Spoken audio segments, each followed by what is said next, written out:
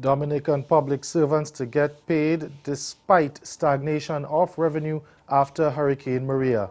And in sport, cricketers urged to use the upcoming first-class season to their advantage. I'm Ricardo Roberts and this is Caribbean in 10 for Wednesday, October 4th. I'll be back with the details after the break. 24/7, dirty bad man. Thomas and me sign up. I couldn't to the baphomet. 26 letter in the alphabet. I just say M. A boy like me. A boy like me. Ugly boy like me. If I never feel the pretty Bensky, you would have never want me. Light up because she's so, I make me buff it up. No epilepsy, nobody come here so. Watch his screw face, with the dirty shot.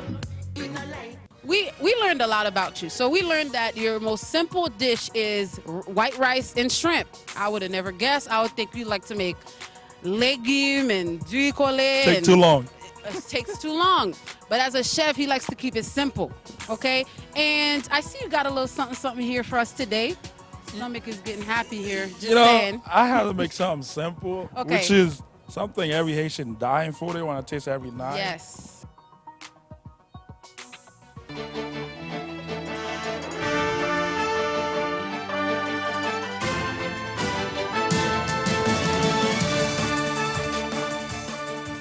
Dominica's Prime Minister Roosevelt Skerrit says despite the island earning no revenue since the passage of Hurricane Maria last month, government is keeping its financial obligations to public servants. He says public servants received their salaries for the month of September, even though government has not earned $1 since the devastation of the Category 5 hurricane caused in the island. Speaking this morning at the daily briefings that update Dominicans on the progress of rehabilitation, Skerrit said his administration is also in talks with the private sector on plans to get functional as quickly as possible. And he hinted at the possibility of providing land and concessions in that regard.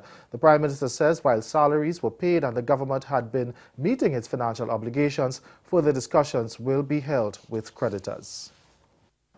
As you know, the government we paid salaries for the month of September, which is an extraordinary effort on the part of the government. And I have also ensured as Minister of Finance that we keep to our legal obligations in terms of interest payments and loans for the month of September.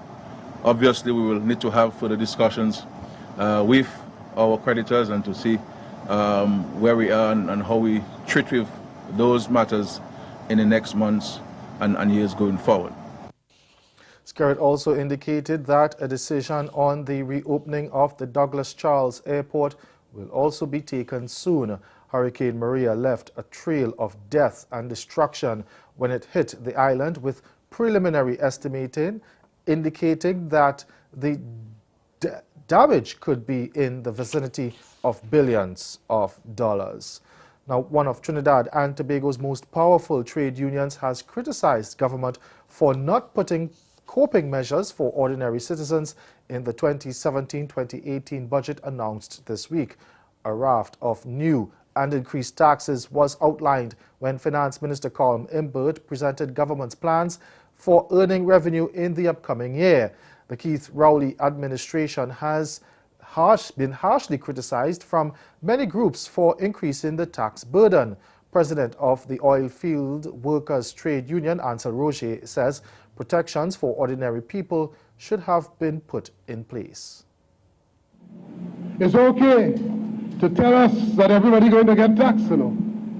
But if you did not put mechanisms in place to protect the poor and ordinary citizens, the vulnerable, working people, people who are being sent home on a daily basis, if you did not put mechanisms in place to ensure that they don't pass that on to the population, well then what in fact you do? You hit us a double whammy. A 44-year-old Jamaican woman is due to appear in court next Monday, charged with child cruelty after a video emerged on social media just over the last weekend showing her beating her 12-year-old daughter with a machete. The Jamaica Constabulary Force said Doreen Dyer had been charged yesterday, less than 48 hours after the video went viral. The recording showed the woman, dressed only in underwear, hitting the girl with the machete while using expletives.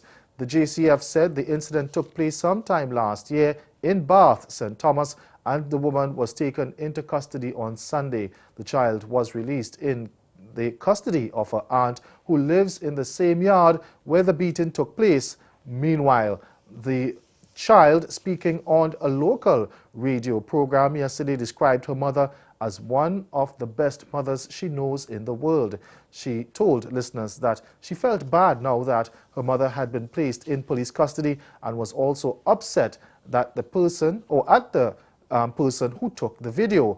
The child said she was not afraid of her mother. Stay with us. Your Midday Sport is next. Not to be outdone, Colin does a backflip of his own before he advances. The waves were good, the waves were clean. I landed them, so I kept going. Joe did great too. Farmery had to ski, but he came out with a monster backflip right after that. So he went huge. He went big, and that's cool. I mean, that kid's only 14 years old. He's been riding surf for a year. So he can't miss school to ride yet, so. Just like in any high-end action sport, an athlete's performance is directly linked to his or her equipment. Influential female reggae artist from St. Mary's, Jamaica, Tanya Stevens, was the headline act on Saturday night at Moonlight City when promoter Sheldon Cape, known in the industry as Big Things, held his annual anniversary show and dance. Tanya, who took to the stage around 3 a.m., performed for just over an hour with hits from her bashment days that included Ninja Bike, Handle the Ride, and Goggle.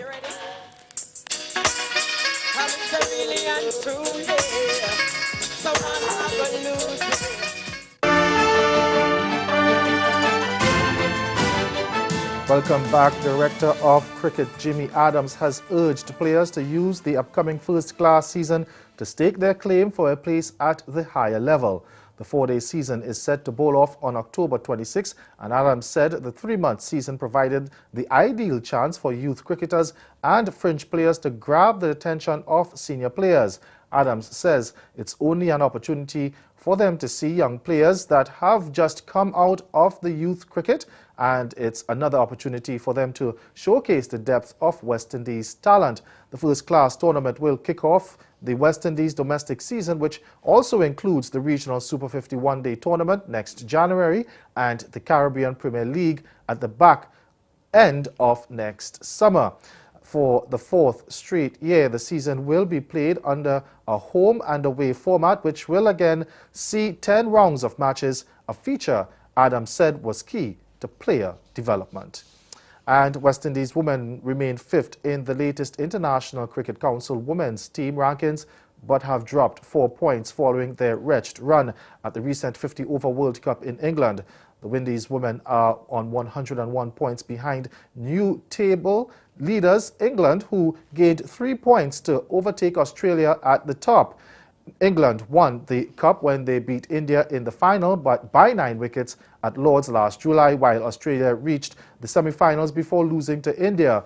India remained 4th but jumped to 3 points to 116 to close in on 3rd spot, held by New Zealand on 118 points. Now, West Indies entered the World Cup as one of the favourites following their capture of the T20 World Cup last year, but failed to live up to expectations, finishing 6th, only above Pakistan and Sri Lanka. The Caribbean side will launch a bid for direct qualification for the 2021 World Cup when they take on Sri Lanka women in a 3-match ODI series in Trinidad and Tobago from October 11th to 15th. That's Caribbean in 10. Join us again at 6:30 for Caribbean Newsline. Good afternoon.